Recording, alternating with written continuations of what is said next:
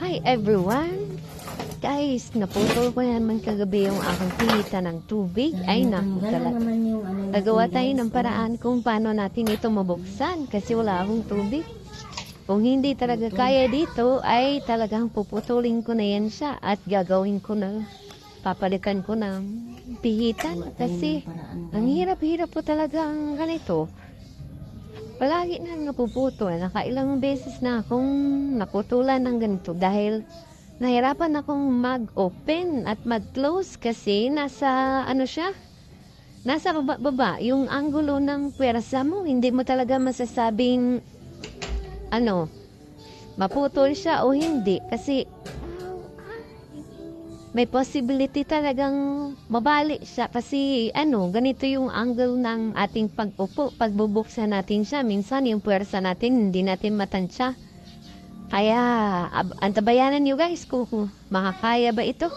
Dahil sa hindi ko alam kung ano ang gagawin ko, umakyat na naman si Inday o nadulas na naman at pumutok ang alak. Buti na lang hindi talaga tumama sa aking mata.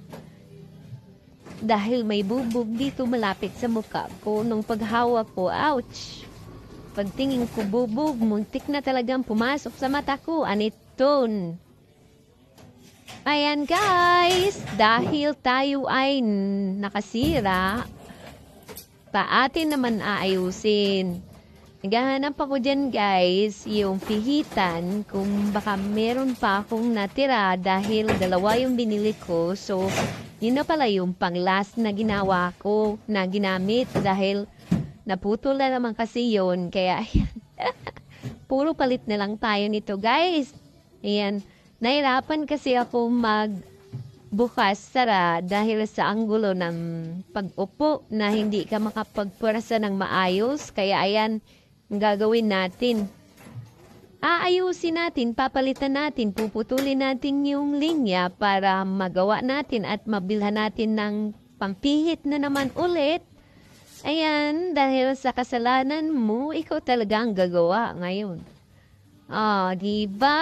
Ayan na muna guys for today's video.